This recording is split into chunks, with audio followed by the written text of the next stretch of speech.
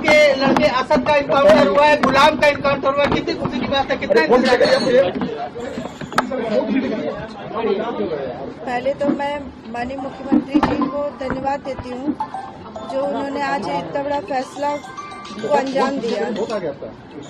उन्होंने जो किया है बहुत अच्छा किया है। उन्होंने अपनी बेटी का सुहाग के कातिलों को सजा दिलाई। मैं उनका बार बार आभार व्यक्त करूंगी कि वो पिता समान सब है। उन्होंने जो किया बहुत अच्छा किया है। तो माता जी, आपको लगता है एनकाउंटर जो है वो उमेश जी के लिए सच्ची श्रद्धांजलि होगी? देखिए बेटा, जिसने मेरे बेटे को खरेआम गोली यहाँ से मारी है और हम लोग देख रहे हैं जो पीछे गनर बैठा गाड़ी से उतर नहीं पाया, उसको इसने राइफल से मारा था। तो कम से कम उन लोगों की श्रद्धांजलि आज कुछ मिली है, बस मेरा यही कहना है।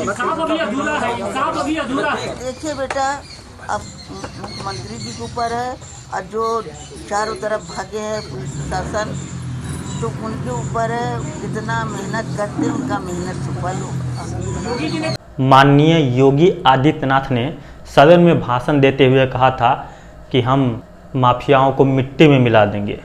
कोई बात गलत है तो आप अपनी बात कहिएगा, आपको अपनी बात कहने का अधिकार है। कल एक कृत्य किया है, वह माफिया उत्तर प्रदेश के बाहर है और वह माफिया समाजवादी पार्टी के सहयोग से ही बार बार एमएलए और एमपी बना है।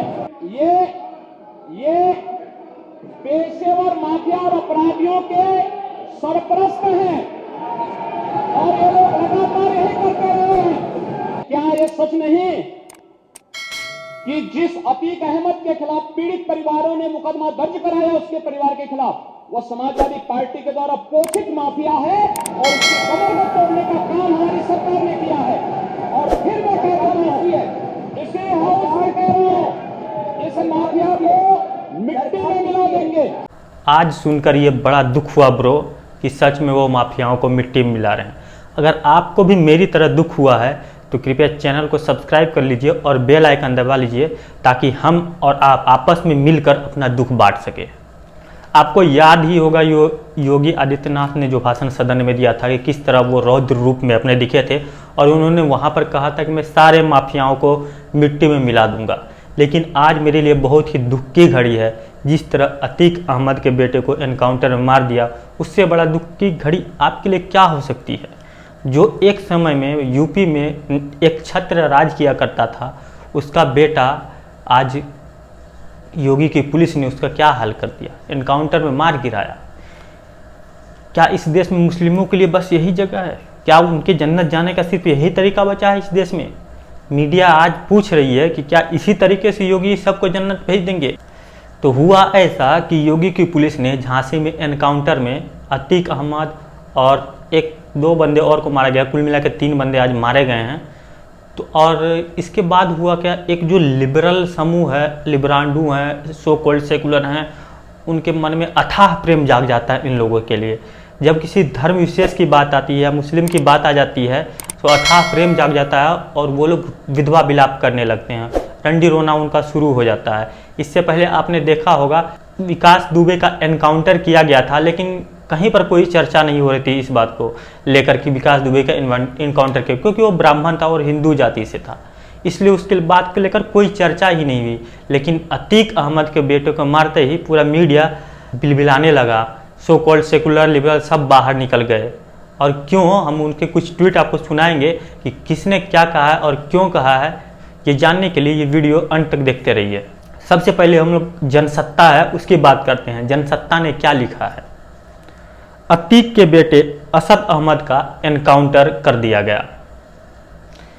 इसी साल इसने 12वीं की परीक्षा पास की थी और वह लॉ की पढ़ाई करने विदेश जाना चाहता था। देख रहे हो भाई साहब जनसत्ता को किस तरह से अपना दर्द बयां कर रहा है कि उसका बेटा अभी 12वीं पास किया था और लॉ की पढ़ाई करने विदेश जाना चाहता था। कितने अच्छे विचार थे उस बच्चे के, लेकिन योगी की पुलिस ने क्या किया, उसको एनकाउंटर में ढेर कर दिया। और क्यों ढेर किया उसके लिए जनसत्ता इस बात को नहीं बताएगा उसे क्यों मारा गया है, बस उसे बताया कि वह क्या क्या अपनी विजन लेके करना चाहता है। आगे जाके एक माफिया का बेटा आगे जाके लॉ पढ़ता और अपने बाप को जेल से रिहा कराता। क्या उसे इस रिहा कराने से पहले ही उसे मार दिया गया ताकि वह अपने बाप को अतीक अहमद को लॉ की पढ़ाई करके जेल से रिहा ना करा सके? अब सोचिए योगी कितने दूर की सोचते हैं, पहले ही निपटा दिया बंदे को ताकि वो पढ़ भी ना सके, और अतीक अहमद हमेशा जेल में सड़ता रहेगा। अब आते हैं इस बेचारी पर, राना अयूब। ये लोग जैसे ही मतलब बात मुस्लिम की आ जाती है तो ये लोग तुरंत उठ के मुस्लिम कार्ड खेलने लगते हैं। तो आइए देखते हैं इसने क्या ट्वीट करा है, मैं आपको पढ़ के सुनाता हूँ। The celebration over the encounter of Atiq Ahmed son by both the right wing the state and the media tells you everything that you need to know about the country. Atiq Ahmed had petitioned the supreme court recently that he feared an encounter। अब सोचिए अतीक अहमद ने एक petition file किया था encounter में कि उसके बेटे का इनकाउंटर किया जा सकता है, और क्या हुआ देखो, ये औरत कितनी दर्द से कराह रही है। आखिर इस देश में गुंडों को जीने का अधिकार नहीं है क्या? उनके ह्यूमन राइट्स नहीं है क्या? योगी की पुलिस इस तरह उन लोगों को मार रही है। मुझे तो बड़ा दुख हो रहा ब्रो, लेकिन मैं तो अभी कुछ ना कुछ अपने विचार तो रखूँगा ही। इससे पहले यही लोग कह रहे थे देखो देखो प्रयागराज में क्या हो रहा है, यूपी में अशांति है, लोग दिन दहाड़े हत्याएं कर रहे हैं। उमेश पाल का जो मर्डर किया था इन्हीं लोगों ने किया था, और यही लोग वहाँ पर पूरे रंडी रोना रो रहे थे कि यहाँ पर ऐसे हो गया, वहाँ पर ऐसे हो गया, इस तरह की चीज़ें हो रही है यूपी में, कोई कानून व्यवस्था नाम की चीज़ नहीं है। आज यही लोग इस तरह से रो रहे हैं कि पूछिए मत। अब अगला चलते हैं कि आगे कौन सा है। ये है मोहम्मद जुबैर। ये जब उमेश पाल का एनकाउंटर हुआ था ये बंदा इतना खुश रहा था, इतना खुश हो रहा था, जैसे पूछ रहा था कि प्रयागराज में काबा। अब ले प्रयागराज में बाबा बाबा बाबा। अब ये बाबा ने ऐसा करा कि इस बंदे ने अभी तक एक ट्वीट नहीं कर पाया है। अब सोचिए किस दर्द में होगा ये बंदा कि अभी तक एक ट्वीट इसका बाहर नहीं निकल पाया कि एक ट्वीट कर दूं अतीक अहमद के बेटे के लिए। हर मीडिया संस्थान अपने अपने तरफ से अपने अपने इंडिविजुअल तरीके से अपना रोना दर्शा रहे हैं कि कैसे योगी की पुलिस ने अतीक अहमद के बेटे को मार दिया। क्या यही न्याय है? क्या योगी सरकार ऐसे न्याय करेगी? तो इन अदालतों को बंद कर देना चाहिए। इस हिसाब से तो लोग अपना दर्द बयां कर रहे हैं, तो दर्द में भी हम लोग थोड़ा सा मज़ा ढूंढ लेते हैं। हम देखिए इतना करीबी, अखिलेश यादव के पिता के करीबी थे अतीक अहमद, बहुत ही करीबी। यहाँ तक कि मुलायम सिंह यादव अतीक अहमद के कुत्ते से भी हाथ मिलाते थे। अब सोचिए कितना करीबी इंसान होगा जो कुत्ते से भी हाथ मिला रहा है। उस समय इस अतीक अहमद की तूती बोलती थी पूरा उत्तर प्रदेश में, लेकिन आज देखिए वही अतीक अहमद है, समय ने करवट ली और कहाँ से कहाँ चला गया। तो अब उनके सुपुत्र अखिलेश यादव देखिए किस तरह से वो न्यायिक व्यवस्था पर सवाल खड़े कर रहे हैं। अखिलेश यादव कहते हैं झूठे एनकाउंटर करके भाजपा सरकार सच्चे मुद्दों से ध्यान भटकाना चाह रही है। भाजपाइयों को न्यायालय में विश्वास ही नहीं रहा। आज के वह हालिया एनकाउंटर की भी गहन जांच पड़ताल हो, वह दोषियों को छोड़ा न जाए। सही गलत के फैसले का अधिकार सत्ता का नहीं होता। भाजपा भाईचारे के खिलाफ है। जब यही अतीक अहमद के बेटे ने उमेश पाल को जब गोली चलाई थी, उसके ऊपर गोली मारी थी, तब यही लोग बिल में छुप के देख रहे थे कि किस तरह से उसके न माँ बाप थे, न उसके भाई थे, उमेश पाल का कोई नहीं था, न उसका फैमिली था। लेकिन जब उसके हत्यारों को मारा जाता है तब उसकी फैमिली याद आने लगती है। अब देखिए बिहार के पप्पू यादव क्या बोलते हैं इस पर। एक अपराधी को मारने पर पूरी बीजेपी ऐसे ताली बजा रही है जैसे देश का बस यही एक दुश्मन था। थोड़ा तो शर्म करो। पहले भी बड़े बड़े अपराधी एनकाउंटर में मारे जाते हैं, लेकिन ऐसी नौटंकी पहली बार हो रही है। इतनी ही बड़ी उपलब्धि है तो सीएम और पीएम को कहो कि वह देश के नाम एक संदेश जारी कर दें। देखिए भला इस बंदे को दुख क्यों ना हो। अब एनकाउंटर हुआ है, जिस लोग को मान लीजिए पूरा वामपंथी मीडिया लिब्रांडू समूह बचाना चाहते हो, उसका एनकाउंटर कर दिया गया। और क्या इस देश में इतना भी हक नहीं है कि वो बंदा बम फेंक सके एक आम आदमी पे? क्या मुस्लिमों का इस देश में बस इतना ही हक है कि उन्हें योगी की पुलिस मार कर सीधा जन्नत पहुंचा दे? जब इतना सब कुछ हो गया था तो अवसुद्दीन अवैसी चाचा ये कैसे चुप बैठते? इनको ऐसा दर्द हुआ कि इनकी सारी सीमाएं पार हो गई। देखिए किस तरह से ये रो बिलख रहे हैं, भाषण दे रहे हैं कि ऐसे ही न्याय होगा, योगी सरकार ऐसे ही न्याय करेगी। तो फिर क्या जुनैद और नसीर के मारने वालों को भी गोली मारोगे? बताओ बीजेपी वालों। जुनैद और नसीर को जिसने मारा तुम उसका भी एनकाउंटर करोगे? नहीं करोगे तुम। इसलिए नहीं करोगे क्योंकि तुम मजहब के नाम पर एनकाउंटर करते हो। मारो जुनैद और नसीर के कातिलों को। नहीं मारोगे। अब तक एक पकड़ा गया, 9 गायब। नहीं करोगे। ये कानून की धज्जियां उड़ रही, एनकाउंटर नहीं। तुम कॉन्स्टिट्यूशन का एनकाउंटर करना चाहते हो। तुम रूल ऑफ लॉ को कमजोर करना चाहते हो। फिर कोर्ट किस लिए है? अदालत किस लिए है? सीआरपीसी, आईपीसी किस लिए है? जजेस किस लिए है? पब्लिक प्रोसिक्यूटर किस लिए है? अगर तुम फैसला करोगे कि गोली से इंसाफ करेंगे तो फिर बंद कर दो अदालतों को। जजेस क्या काम करेंगे फिर? कानून की बालादस्ती, रूल ऑफ लॉ रहना चाहिए ना? नहीं, आप तय करेंगे। अरे ये काम कोर्ट का है, आपका नहीं है।